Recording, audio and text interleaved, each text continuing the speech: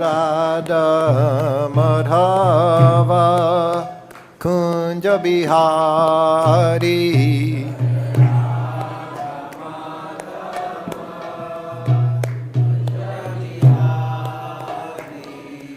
Gopi Jana Bala Girivanadari Jaya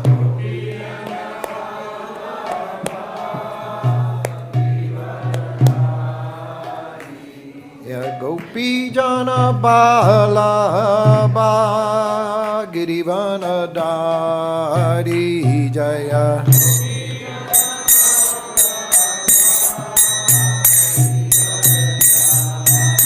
Yasoda Nandana Braja Jana Ranjana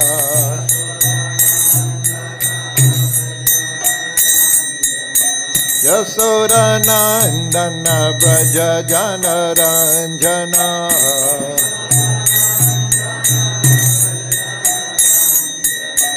Yamuna Tira Banachari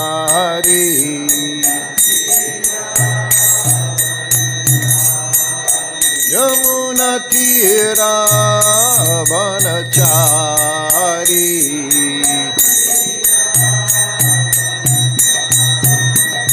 Jaya Radha Madhava Kunja Bihari Jaya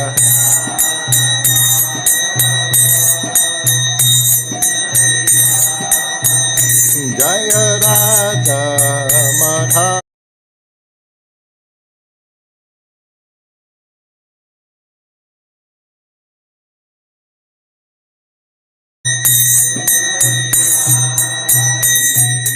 Gopi Jana Bala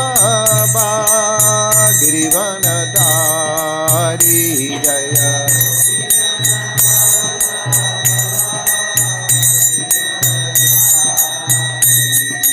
Gopi Jana Bala Girivanadari Jaya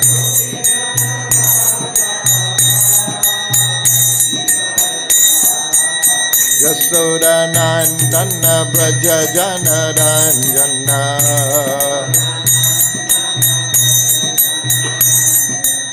Yasoda Nandana Braja Jana Ranjana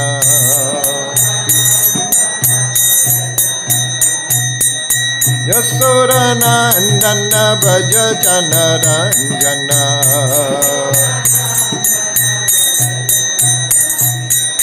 Yamuna Tira Banachari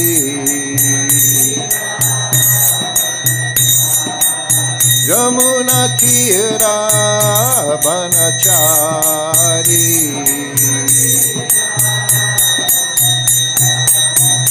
Jaya Radha Madhava Kunja Bihari Jaya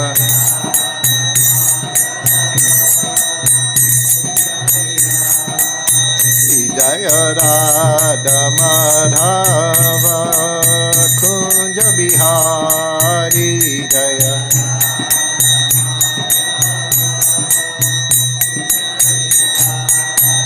Jaya Radha Madhava Kunja Bihari Jaya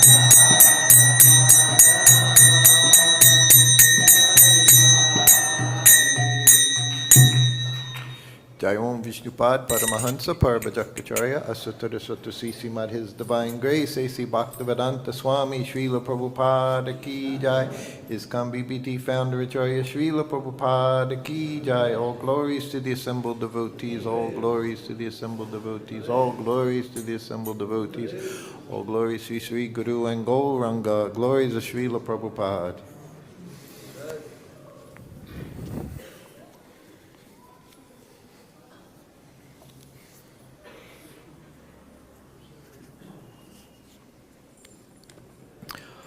Om Namo Bhagavate Vasudevaya.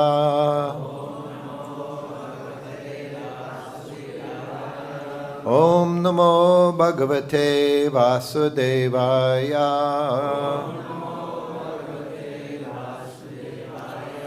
Om Namo Bhagavate Vasudevaya.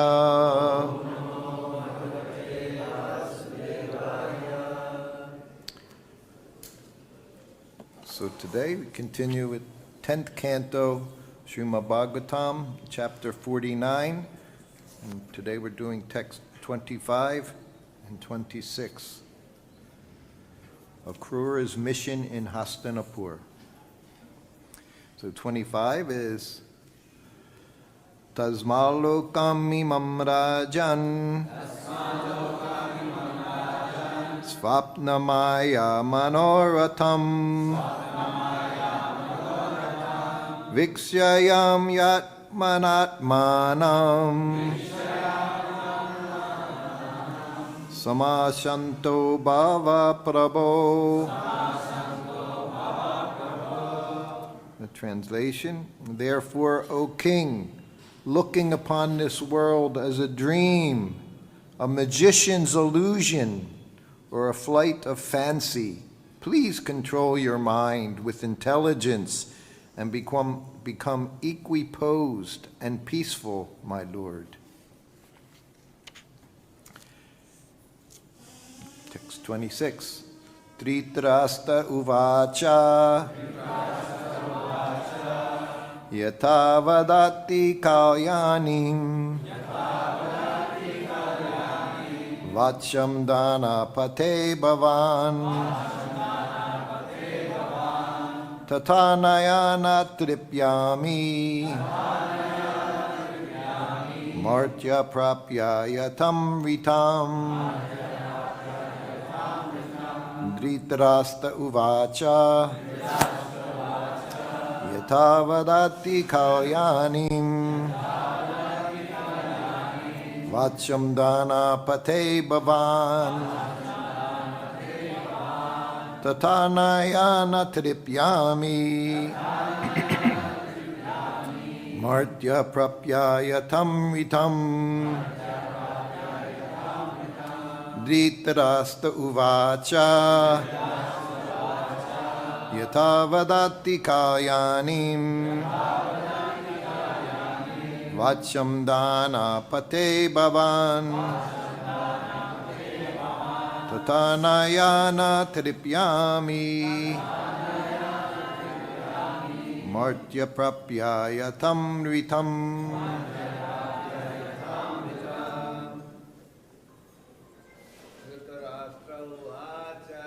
Dhritarashtra uvacha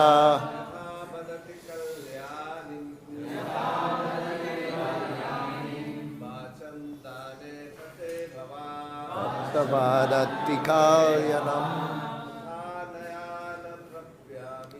tatanaya tripyami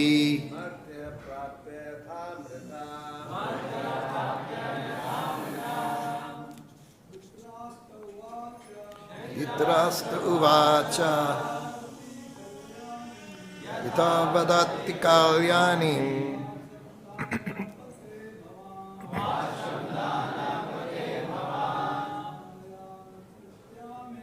tatha nayana tripyami natya prapyayatam ritam. Dhritarashtra uvacha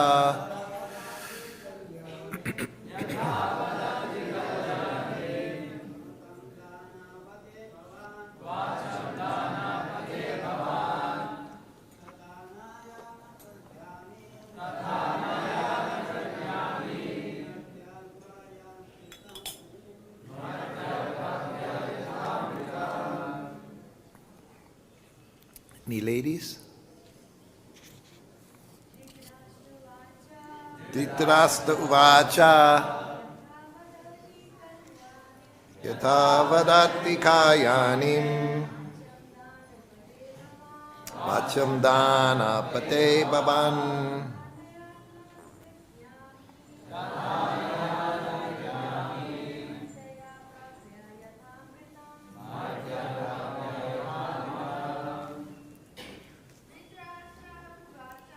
Dhritarashtra uvacha yatha vadati kayanim Vachyam dana pate bhavan Patanayana tripyami Martya prapya yatamritam Dhritarashtra uvacha Dhritarashtra said Yatha as Vadati speak Kalyanim auspicious Vacham words Dana of charity Pate O Master Bhavan you Tata so Anaya by this Na tripyami I am not satiated Martyaha a mortal Prapya attaining Yata as if Amritam the nectar of immortality. Translation. Dhritarashtra said, O Master of charity, I can never be satiated while hearing your auspicious words. Indeed, I am like a mortal who has obtained the nectar of the gods. Purport. In the opinion of Srila Vishwanath Chakravarti, Dhritarashtra was in fact proud and felt he already knew everything Akrura was speaking. But to maintain diplomatic gravity, he spoke as a saintly gentleman. Umagyanatmarandasya gananjana salakaya chakshur unmilitam jena tasmai Sri Gurave Namaha Sri Chaitanya manobishtam stapitam jena bhutale svaya vipakadamayam dadati svapatandikam panchakopa tudubhascha kripasindubhya evacha patitanam bhavanebhyo vaishnavebhyo namo namaha. Jai Shri Krishna Chaitanya Prabhu Nityananda Sri Advaita Gadadhar Srivasadi Gaura Bhaktavinda Hare Krishna Krishna Krishna Hare Hare Hare Rama Rama Rama Hare Hare. Hare Krishna.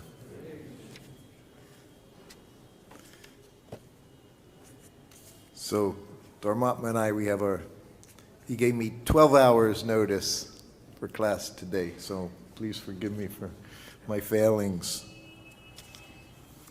Over these last few verses, and we see in this verse, it talks about the diplomacy. I always mention, I remember Srila Prabhupada in dealing with Mr. Nair, his enemy. Prabhupada called him a demon. Prabhupada said, all of us in ISKCON, in one letter he wrote to one of the first temple presidents of Juhu Temple, before there was a temple, he wrote to him and said that everyone in ISKCON, all of Prabhupada's sincere followers, they were all going back home, back to Godhead, except for Mr. Nair. So that's what Prabhupada considered him. He said he was a big demon. And of course, when I said, well, does that mean he went back to Godhead? Prabhupada laughed, said, no. He said, Krishna didn't kill him directly. He said he wasn't that big of a demon. But for ISKCON society, for Srila Prabhupada, he was a demon. But the reason I'm saying it is because whenever he would come to see Srila Prabhupada in his room in Juhu, you wouldn't know they were enemies. Prabhupada spoke very diplomatically, used intelligence. And we went through the previous verse. What did it say? Dreamlike, a flight of fancy, magician's illusion. Devotee is not an illusion. We were saying yesterday when Mataji asked the question, how to see Krishna everywhere. Prabhupada, not being an illusion, gave so many practical examples. How to see Krishna in everything. We say on the morning walk, he would bring us out of illusion all the time. I was always an illusion. We'd be on the morning walk. I said when he was walking by San Francisco, we were walking in this park, nice park, but from the park you could see the whole San Francisco skyline. In America they love the skylines, the tall, tall buildings, all this Prabhupada would call skyscrapers. And not skyscraper, call them skyscrapers because there's nothing but scrap. Scrap means junk, right? Garbage, scrap, skyscrapers. Demon crazy, Prabhupada would say, for democracy. Demon crazy. It was amazing how he used his vocabulary, huh? Demon crazy.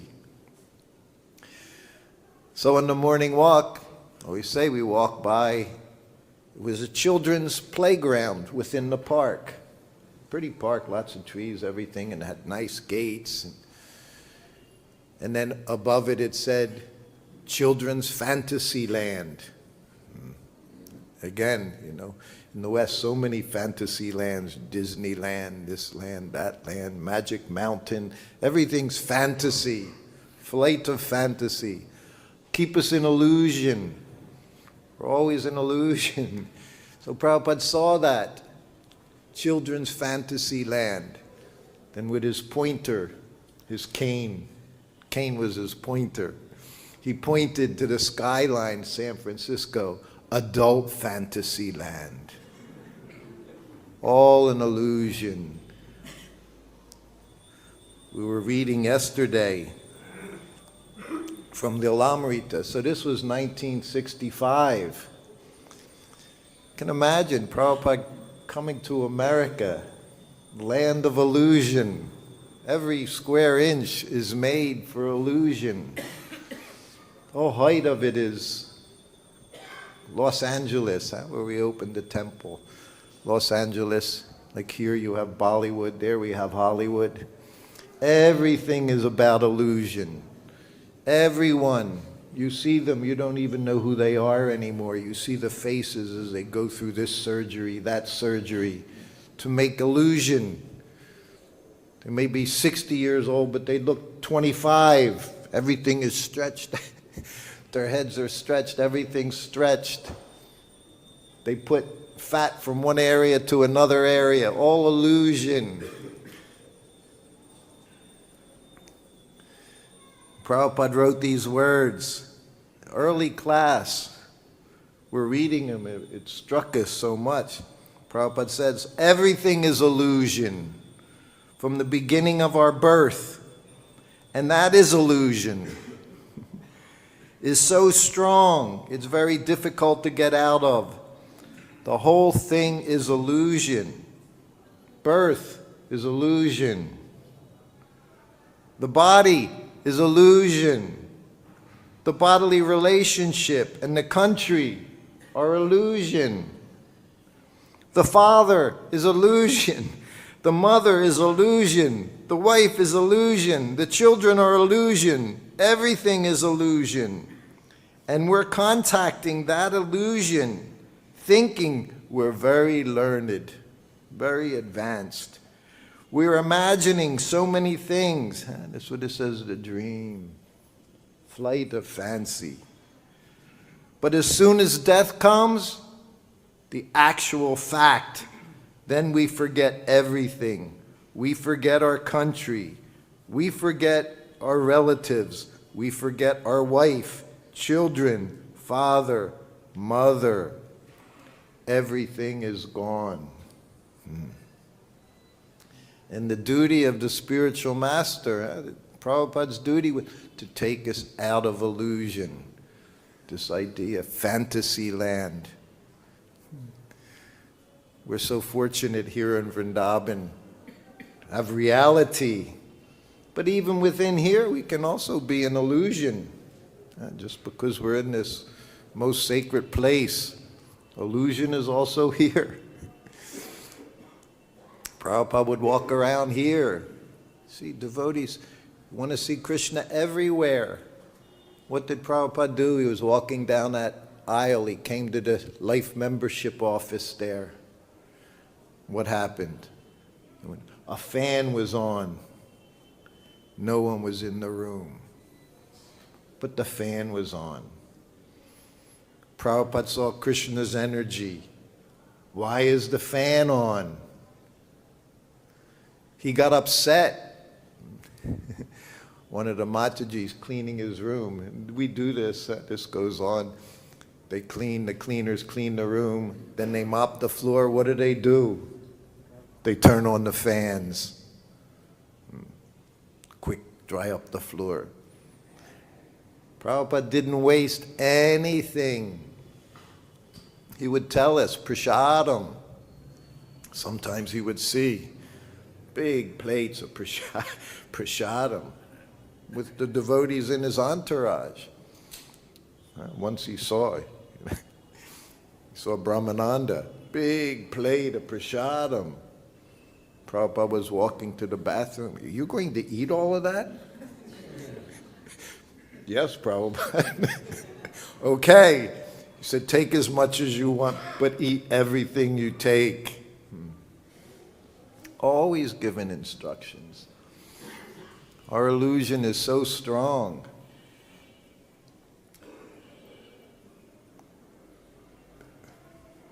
In 1972, everything he had to teach me. I was in such illusion, didn't know how to do anything. And then 1973, he came to Los Angeles. So this time I had been with him for about 6 months.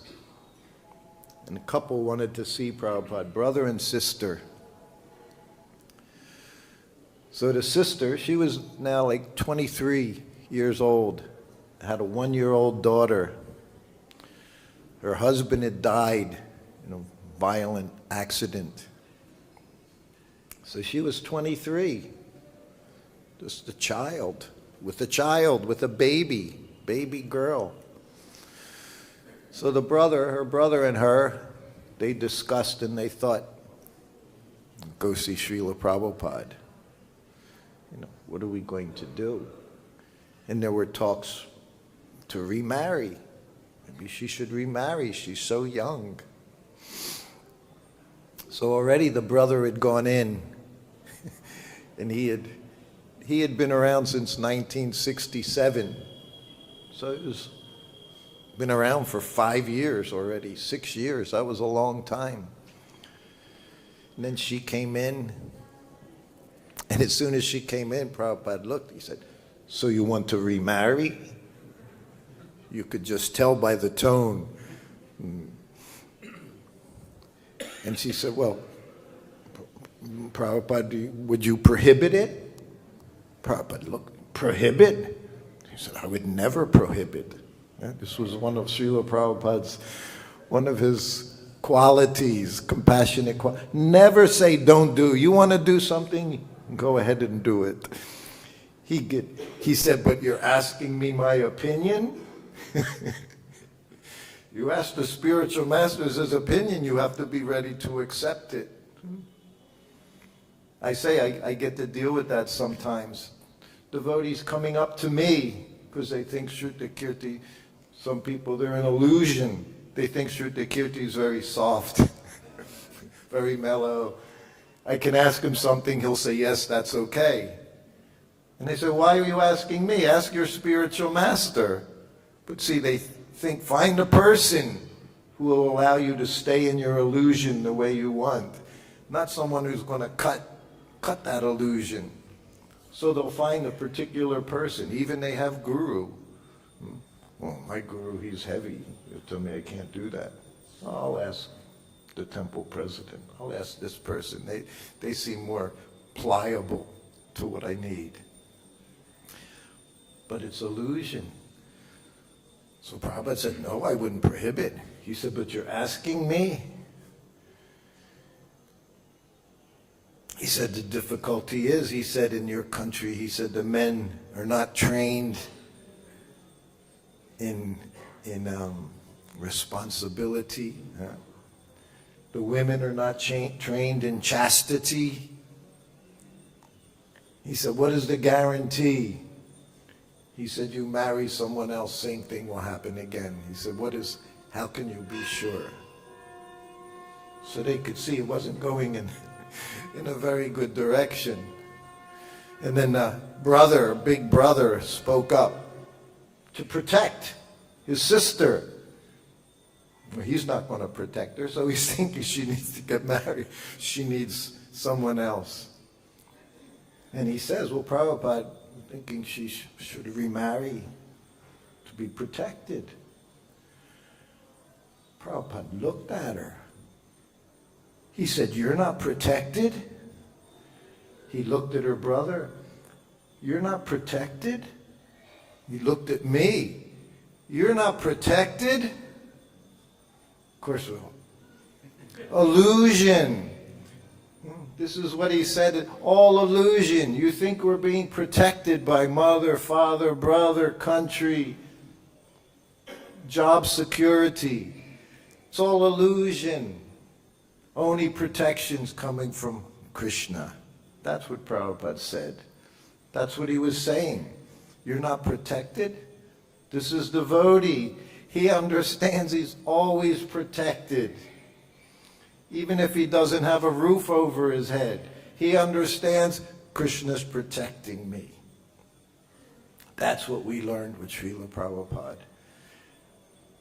In reading when he first came, even before he came to America, so many difficulties over and over. Thefts, danger, literally danger at every step. Walking over drug addicts. You could think, I'm just going back to Vrindavan. He was very comfortable here. He says that. He was very happy. Radha Damodar temple, his lords were there. Rupa Goswami was there. His writing was there. He was very peaceful. But he had his guru's business. That's protection. That's our protection. The instructions of the spiritual master. So then, that's how it ended. He spoke a little bit. He said, everyone, we're all Prakriti. Krishna's Purusha. He's the protector. If we have that faith, we develop that faith. Always content. Always say it marveled me being with Srila Prabhupada. How he said all his disciples, he would direct them one direction, they're going in another direction. But he was always peaceful. He was happy. He raised his voice. He said to instruct us, would chastise us. And depending on your own adhikar, that chastisement could get louder and louder. If you were able to surrender, if you were able to accept that instruction. Some had difficulty due to our illusion. I had difficulty. I didn't like to get chastised. Didn't want to. I would work so hard so I didn't get chastised. That was my formula. To be with Srila Prabhupada 24 hours a day. That instruction's always coming. We were fortunate. We had spiritual master, manifestation, external manifestation of Supersoul telling us. But Supersoul's always giving us instructions. Those same instructions, what to do, what not to do. Don't go here, yes, go here. Those instructions are there so that we're not in illusion. But you have to hear.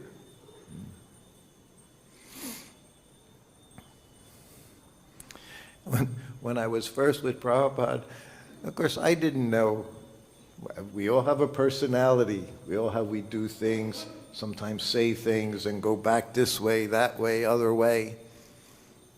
And of course, Prabhupada, whatever he said, absolute truth. That's how we were raised, absolute truth. Everything Srila Prabhupada says, absolute truth. I told you, we come to India. I've only been with him 2 months. We're already in Mumbai. And this is December 1972. So already the preaching in India is going on. What kind of preaching was going on? Life membership. That was the preaching in India from the very beginning. Still goes on, those life membership cards. Every now and then someone will show me their card. I'm a life member. I said, yes, you don't know what a life member is like, to be a life member in ISKCON. Going from one place to another, 3 days, stay here, stay there. That was life member. Disciples, we had a different life membership. 24 hours a day. That was our life member. But it wasn't going well. We were disorganized. So we were very eager in the beginning, because life membership meant you promised them everything. Promise, stay in any temple in ISKCON. We have temples worldwide. Imagine, you could stay in any temple. You get free prasadam, get your room, and you get all of Prabhupada's books, current books, and everything in the future. This is what we promised. This was our promise, life membership. 1,111 rupees. That was the first one. I don't know what it is now. What is it now? 35,000. It's the same. 35. That time, 1,111 rupees, 7 rupees to $1. Does that come to $150, somewhere in there? So now it's a little more. Of course, we offer so much more. But then they weren't getting books. They were complaining. And they were complained to Srila Prabhupada. It was one thing. Complaints went to temples. But Prabhupada got a complaint about his disciples not fulfilling their obligations. He called everybody into the room. All the big sannyasis were there. Prabhupada was there and Jews. Everybody was there in Mumbai. Jaipataka, Bhavananda, Tamal Krishna, Gargamuni. He said, you're taking all this money, but you're not fulfilling your obligation. He says, if you do like this, he said, we're going to leave India. He said, I'm going to leave. Now, I was in illusion. I thought, Prabhupada's going to leave India. That wasn't his point. You have to be very careful, especially with Prabhupada's letters, sometimes conversations. That's why he always said, read my books. You never heard him say, read my letters to the devotees. Read my books, because there was absolute truth. Otherwise, he could say something just to stir you up. I was stirred up. I had been in India for 3 months, couldn't wait to leave. Sick, always sick. Couldn't wait to leave. So when he said it, I thought, he's going to leave. He wasn't going to go anywhere. But he would say what he had to say. We were so hard-headed, so difficulty in hearing, getting through our illusion. Everybody, you see this tasmāl tree. They were hanging clothes on this tree. Prabhupada sat under that tree like it was the altar. I was looking at this tree. They were trimming. You can see on the right side, they were trimming so that people could see, cut branches at one point, so people could see Radha Shyama Sundar. They never think that Srimati Radharani, she's looking at that tree all the time because it's tasmāl, so she can see Krishna. It's for her pleasure. Prabhupada said, we worship this tree. He would sit under that tree. One point, he said, we should cut the tree down because people were abusing it, hanging their gumshoes on the tree. So he said, better we cut it down than you all make offenses to this tree. So did he want the tree cut down? No, he didn't want the tree cut down. That tree was there before anything was there. As soon as he saw the tree, oh, what a beautiful place. Huh? Put the temple right there and kept the tree. He kept any tree. Everywhere we weren't allowed to cut trees. But this tree, this was very special. He said you could worship it. It's so special. But we're an illusion. We see things differently. Until you see Krishna everywhere, what do we see everywhere? How can I enjoy this? How can I enjoy that? Everywhere we're thinking, what will this do for me? Told you on the morning walk, same thing, a nice pretty park in Mexico City. What do they call them? Anyway, special parks have all the different trees in them. Botanical, yeah, botanical garden. Prabhupada would walk in botanical garden. If there was one around, he would walk in there. He liked that atmosphere. Huh? Didn't go walking in shopping malls and get excited walking in it. No, he liked nature. You see Krishna in nature. And then he stopped. And again, always opportunity to instruct his disciples. And he saw a dead tree. He pointed to the tree. Why is it dead? Just like he said, what color is Krishna? You're thinking, why is he asked these peculiar questions. Why is it dead? So we're thinking, all right, well, who knows? Who knows all this herbology? So finally, the GBC sannyasi raises, Prabhupada died because it became diseased. Prabhupada would make that enjoyable, shake his head. He loved to instruct us, to show us how we were wrong. I told you, that's our illusion. Even if you're right, he's going to show that you're wrong. Just to show how deep your illusion is. He'll still make you wrong. And he could do that. And Prabhupada, no. And then another devotee, Prabhupada became old.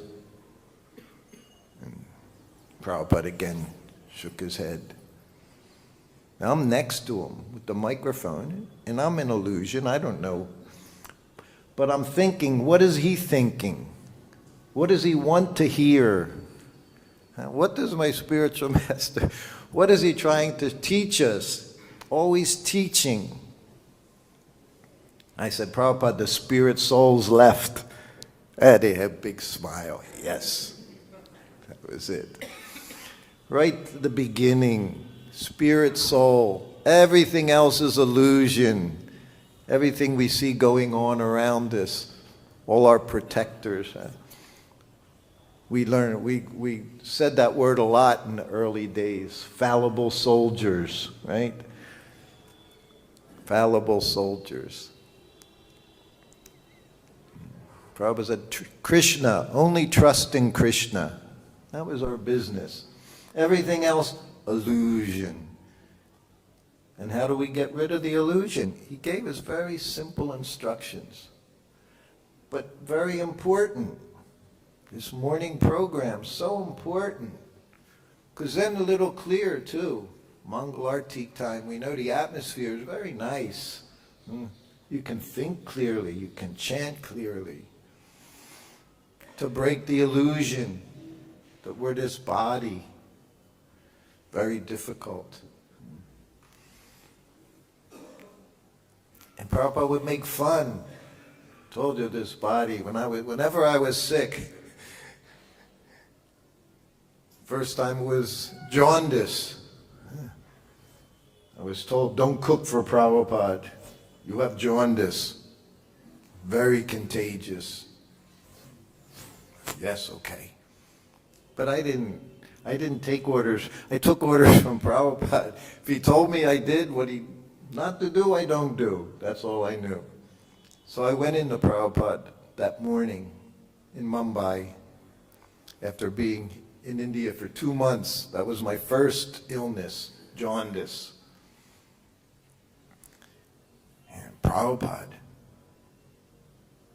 I had jaundice. I said, oh? He said, so Maharaj is telling me I shouldn't cook for you. He looked at me. He said, do you have the strength? I said, yes. He said, then you cook. I said, well, he said it's very contagious. Just do your service, he said. Just do your service. He said, you have jaundice? Yes, Prabhupada. He said, what are the symptoms? I said, well, my eyes are yellow. My urine is brown, dark brown. And I said, I have no energy. He looked at me. He said, perhaps I have jaundice.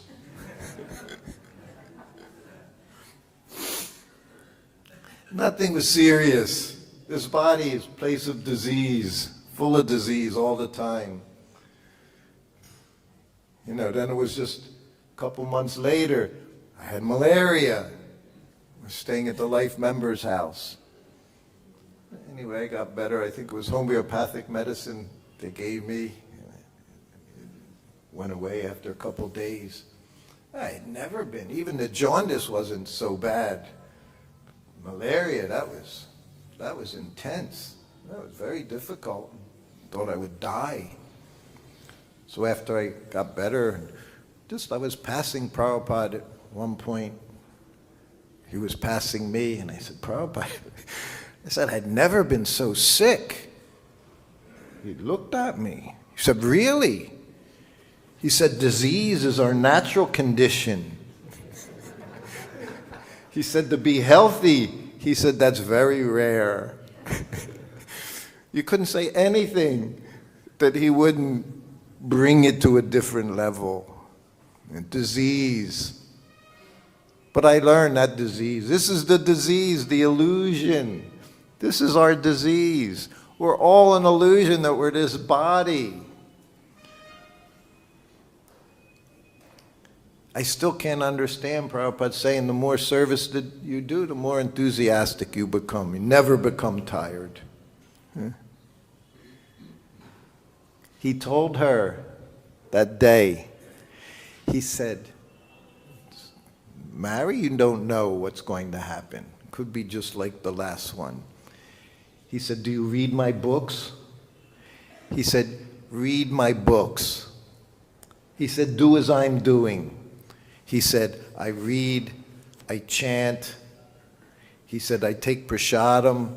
He said, when I'm tired, I take a little rest. He said, just do like that. Let Krishna protect you. This is our business. Anything else, it's just diversion, detour. In England they would have diversions, you know. In America it's a detour. Same thing, illusion. Everything, it's all illusion. So we need to get out of the illusion. We follow Prabhupada's program and we try to associate with people that are not in illusion. People that can help us stay out of illusion. So we have a nice big clock here. There's some time left. We have any? He amazes me. He can come up with questions. So I sit there and ask, I don't know any questions. Well, while we're in illusion, like the kshatriyas, they have certain responsibilities, you know, like this one, Dinva demon wanted to marry Bhima, and Bhima said no, but Yudhishthira said no, it's your duty, you have to do that. And also the Chaturvarnyo-Mayasrishtam is Brahman, we have duties, Kshatriyas. Everyone has duties to perform. So but if we're thinking everything's illusion, then maybe we become like lazy and irresponsible. It may seem that Arjuna had to do his duty to fulfill Krishna's wish as to being a Kshatriya, a protector of the citizens. So how far should we take the illusion thing? You know, I mean, we're here on, you know, in reality we have family, we have responsibilities. The husband says, well, it's all an illusion. I'm not going to go to work and I'm not going to produce anything, or, you know what I'm saying? Yes. Something like that. Yes. Yeah, no, responsibilities are there. Grahasta, you know, Prabhupada said Grahasta, not ISKCON's responsibility, he said. You want to get married, he said, you have a place for your wife, have a place for your family. This is common sense responsibilities. But as devotees, it's all focused around Krishna. We were reading yesterday about Prabhupada. What did he do initially? Everything was dovetailing. Had to dovetail our services. Whatever it is, everyone has to maintain themselves. But to know what our duty is. You know, it was extreme. You know, when Prabhupada was here, because it's very different. We had austere, it was very austere. We were always busy all the time trying to help Prabhupada establish Krishna consciousness all around the world. I was with Prabhupada as a grahasta, had a wife and a baby, and I wanted to go back to them. That was my excuse, I guess, in my head. That was my illusion. I was serving Srila Prabhupada. I was his personal servant, cook, massage, traveling around the world with him. And I'm thinking I had a different duty. Not that I didn't need to do anything. I was thinking I had other duties. And I told you, it was before I even opened my mouth. That would come a week later when I would request to leave him. But the week before, Prabhupada walked in Miami, in the cottage, where the temple presidents, that was his cottage, and he walked in, and I'm carrying his white bag, his suitcase. That was another kind of illusion. I mentioned in the class somewhere the other day, Prabhupada carrying his white bag. This was like 1967, 1968. He's carrying his white bag and there's disciples around him. So someone posted the letter and they said, look how offensive these devotees are, making Prabhupada carry his suitcase. They were an illusion. Prabhupada wouldn't let anyone touch that case. So we have to understand what it is we're supposed to do. We don't come up and think, oh look, they're in Maya, making Prabhupada carry his white bag. His white bag had his Lakshmi in it, had his passbook in it, had his passport in it. Even though he had one servant after me, he left the white bag in the car when they went into the temple. Prabhupada could have killed him on the spot. Where's my white bag? He knew where that white bag was every moment. You know, this is focus. This is Krishna consciousness. Know everything you need to know. So him carrying the white bag because he wanted to, because he didn't trust anyone around him. They may be disciples, doesn't mean they're trustworthy. Just the beginning, you become disciple. You're at the beginning, not that you're finished. I said I was with him for maybe 6 months. Then I carried the white bag. He gifted me. Do you know how I felt when he let me carry? I knew what that white bag was. When I felt that he trusted me to carry his white bag, that I wasn't going to space out. Good thing he didn't have me do it now, because I leave everything everywhere. My bead bag here, this is here, this is here. But at the time, I was paying attention. So we have to understand what the spiritual master wants. Everything else, that's our illusion, thinking I'm Krishna conscious. I wanted to go back to wife and child, take care of them. Isn't that your duty and responsibility? So we go into the room and there's a picture of Krishna and Arjuna. And Arjuna's like this. You know that painting? Why? Krishna's telling him, fight. Not maintain your family, your friends, your relationship. Fight, you have to kill them. Your friends, your relatives. So Prabhupada's looking, and he said something. He looked right at me. He said, I like this picture very much. And as we say in America, I took the bait. I didn't have to say anything, but I could see he was engaging me. So I said, why is that, Prabhupada? Very innocently. I had no idea, even though I should have known. But I was in such illusion, he knew about me what I didn't even know about myself. My intentions, my desires, my illusion. Oh, he said, oh. He said, Krishna's telling Arjuna, you have to fight. You have to fight with your relatives. You're going to have to kill them. He said, what to speak of leaving your family? He's talking to me. He said, if Krishna wants, you have to kill your family members. What to speak of leaving your family? So he was telling me, and that was to come up later on. You don't leave your service. So that was my service. But like you're saying, you have to understand what your service is. We have to have that intelligence, as Prabhupada said, common sense. And if you don't have it, find someone that does. So that's why we consult others. But I was completely off. And then later on, again I was ready to leave, stay in Hawaii, as Prabhupada was going to travel again. Oh, he said the things he said to me to make me leave my family. I know the other day there was a class, created some disturbance. Yeah. Prabhupada wanted something from an individual. He could definitely wake you up. He could wake you up to his reality. It was an emergency. We know it was an emergency situation when Prabhupada was here. I always said he spoke with great love, and he also spoke with urgency. So it was urgent, and he considered the best thing I could possibly do was to serve him personally, because Krishna's protecting everyone.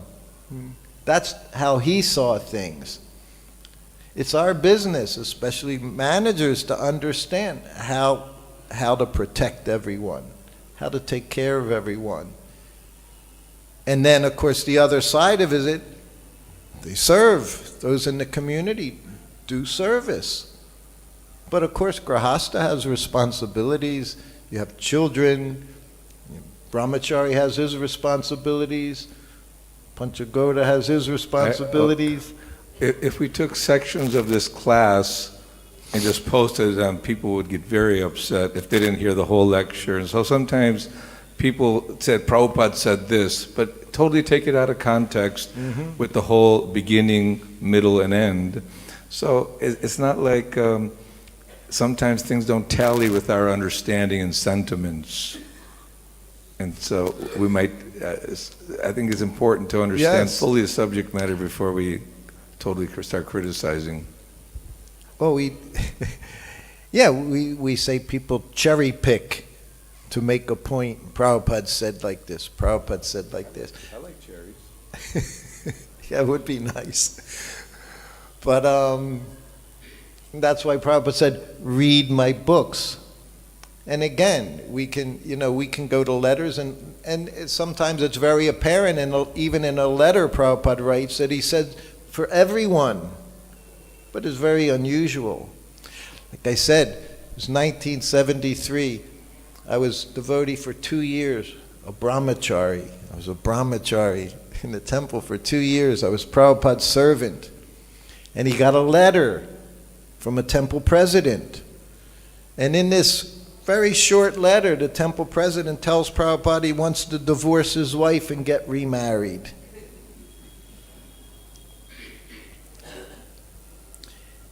And this is during I'm giving Prabhupada massage, and the secretary is reading this letter to him. And again, this is ISKCON, 1973. We heard this word divorce.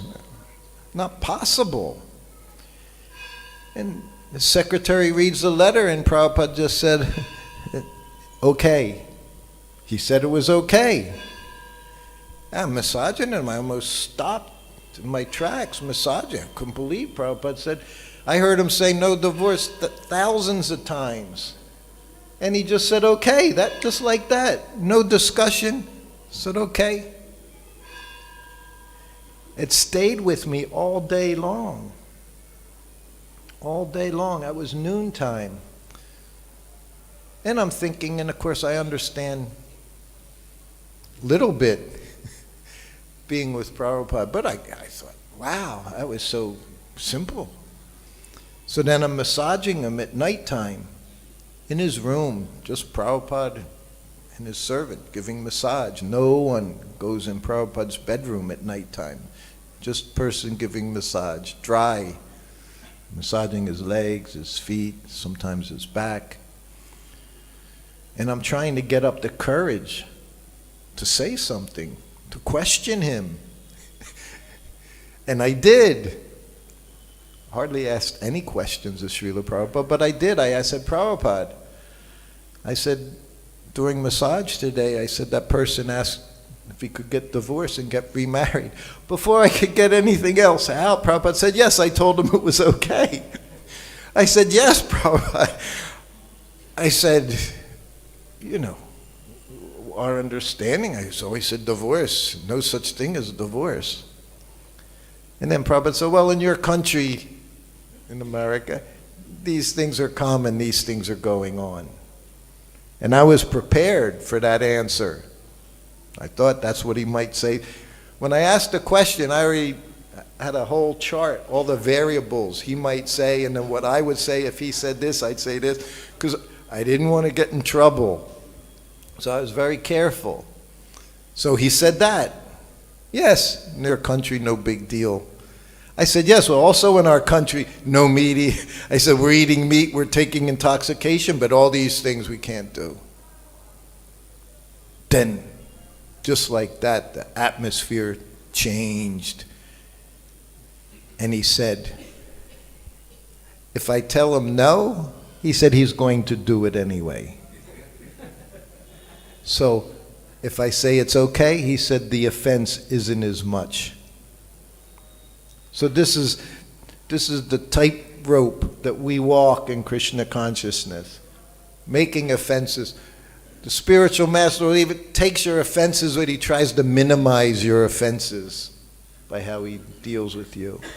And that's why even he never wanted me to leave as his servant. He never directly said, you should stay, because he knew I didn't have the ability to do it. So he never said, stay. He even went as far as saying, I don't like to change my servants. But he didn't say, don't leave, because my leaving would have been bigger offense. Leaving was an offense.